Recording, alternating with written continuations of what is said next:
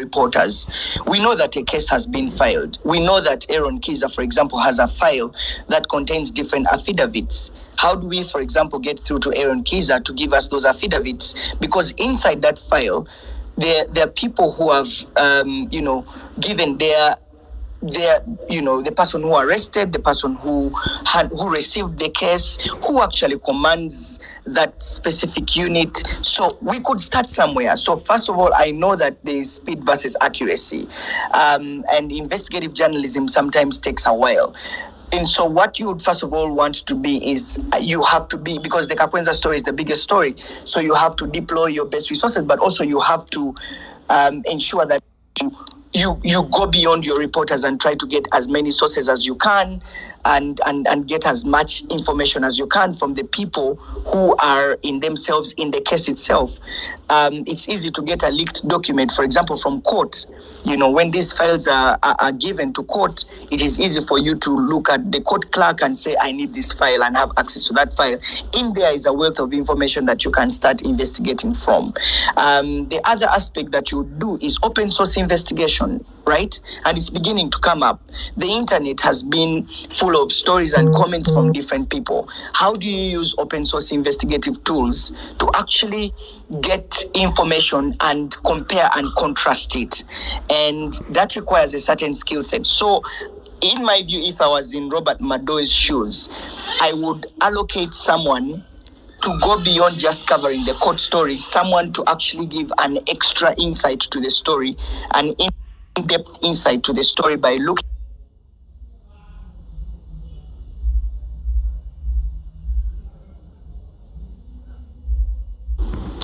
thank you so much, Solomon, for that. And you don't have to be in Robert Madoi's shoes, because Robert is already here. And I hope that, Robert, your shoes are polished enough, because the questions are coming just as tough. Robert, we've been covering this Kakwenza story is on the desk. There's always, how different do you look at this story? What you take to this story that hasn't been taken yet? From your own seat as an editor, and I probably don't want to say what your headline will be tomorrow, how different would you approach this story from what has already been covered?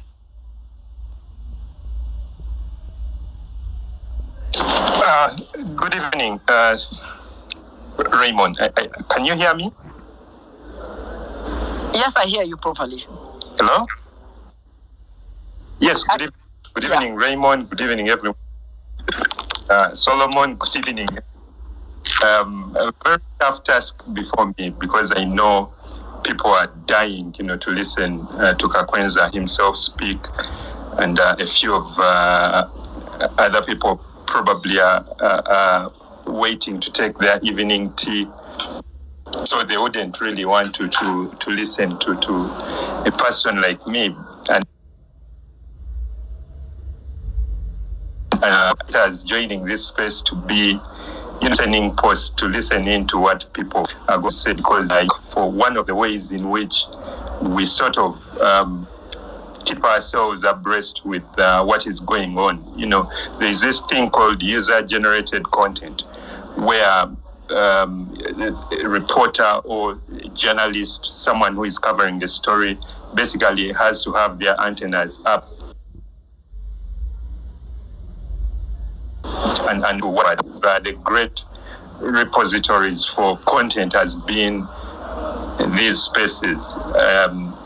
Early this week, Solomon actually hosted a very interesting space with discussants, panelists who had really intriguing contributions and who opened our eyes to looking at this problem of torture using a different lens, not looking at it as a moral problem and looking at it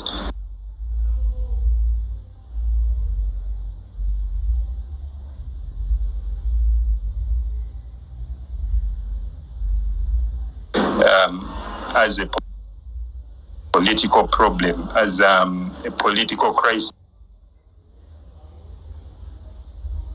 that is before us. So one of the things in that are taking conversations or interest ourselves in this. So for instance, not to preempt what we have in tomorrow's paper, but one of the stories that we carry in the paper is actually from the space that Solomon hosted, that had, that terrific panel that had a person whom I believe is the face of unruly publics in Uganda, Stella Nyanzi, who spoke so eloquently and so passionately about this subject matter that is rubbing many people the wrong way. Nicholas Opio, who has been in the train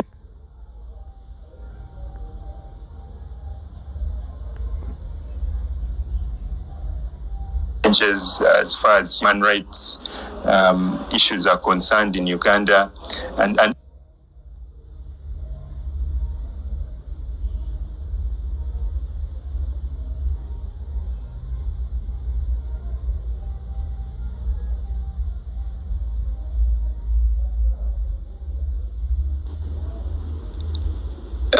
Thank you so much, Robert.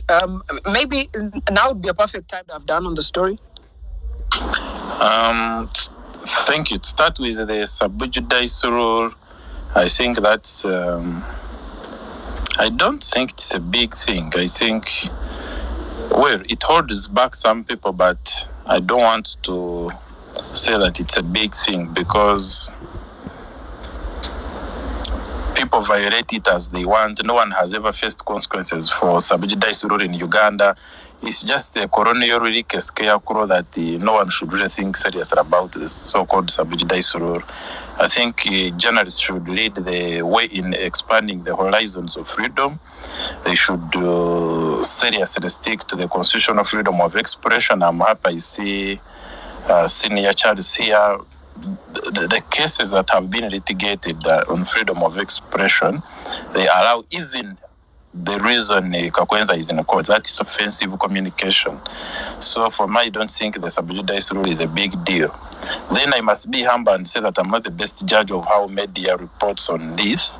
Or yes, I can give my idea on satisfaction, but it would have to be the media people, especially the senior, the elders, the lecturers of mass communication, to give an assessment of how the reporting is done. Let me say, however, that for example, I like the angles, the issue of angles. I don't understand it very well, but away from that issue of angles, what impressed me most about some media houses is that at least the nation media has been on the kakwenza story since it broke from 28th December last year. For me, that consistency was very impressive.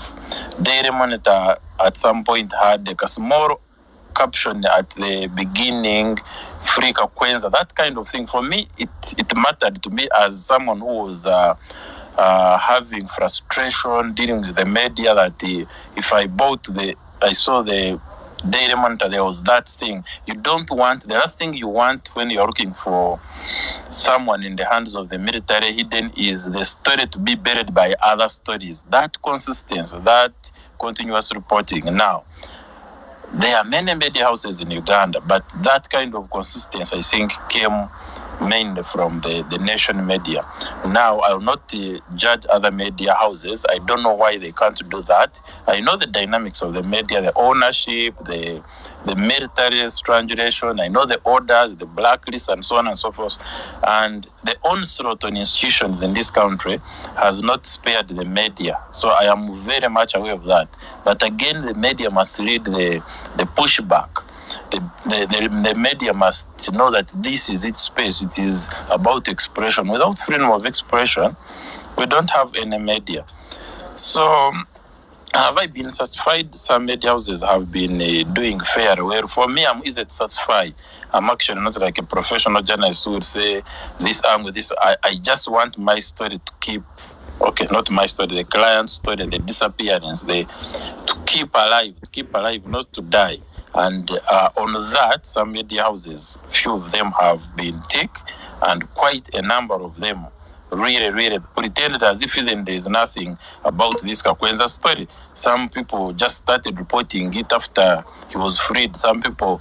So there's even one story that I think it was a newspaper calling him.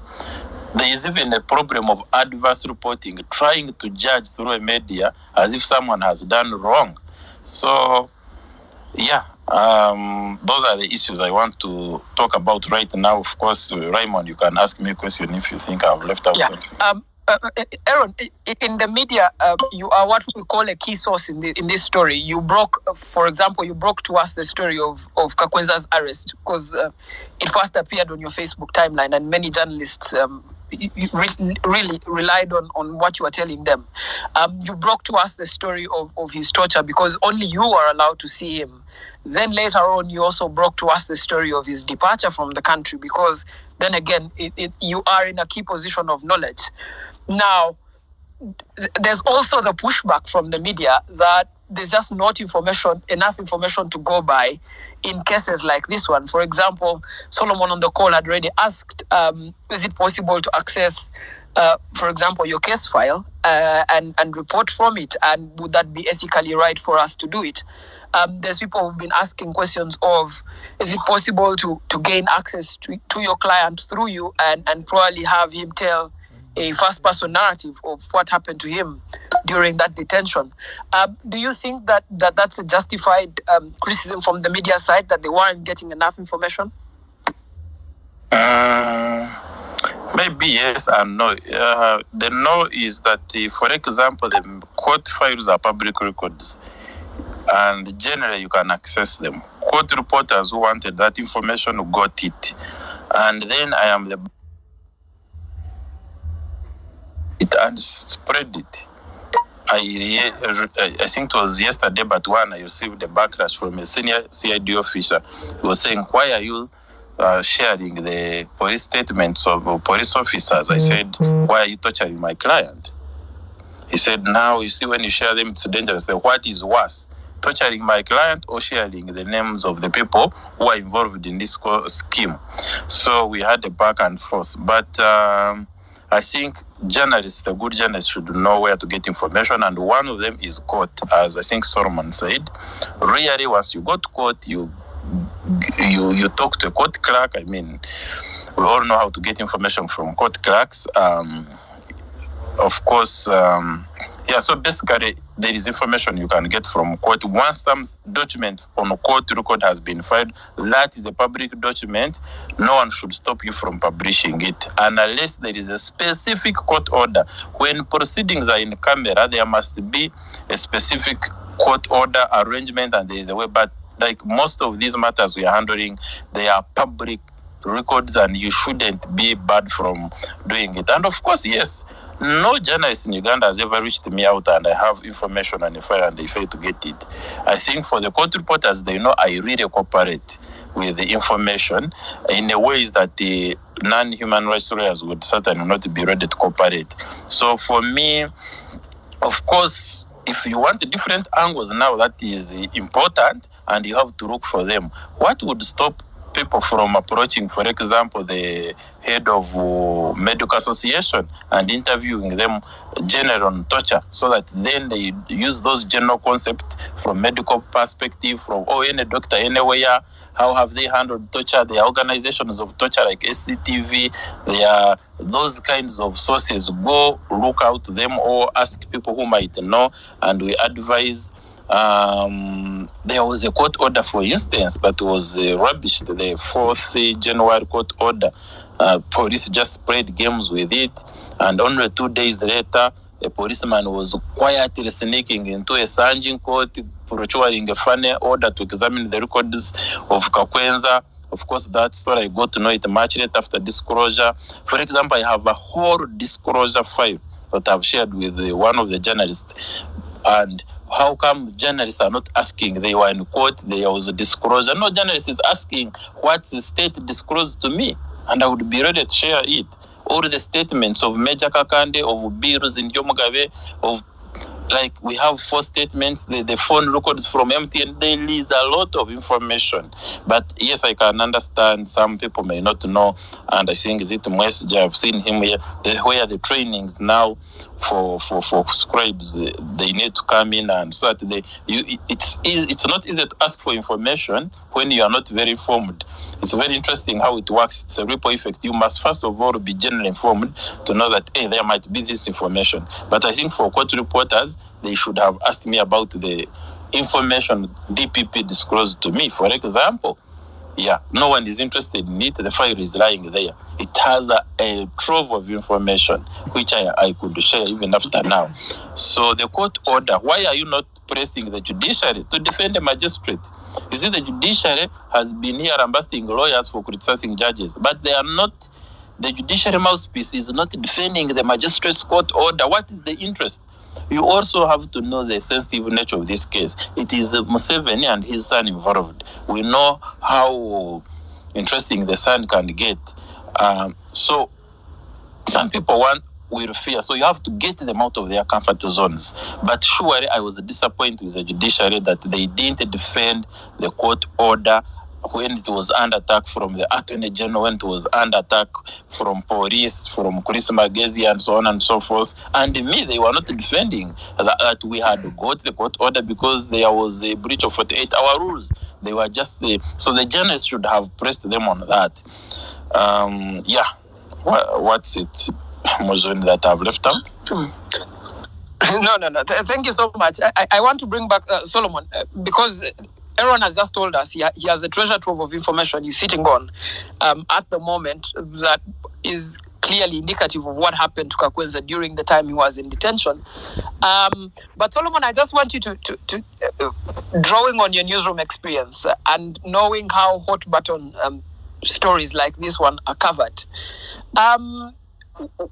If you're reporting a human rights violation in the manner that Kakwenza was tortured in, what's the space for objectivity in such a story, and how do you navigate that objectivity, fairness, and balance in a story where it's clear that a person has been tortured, the torture marks are visible, their own record of what they're telling you is clearly available, and on the other hand,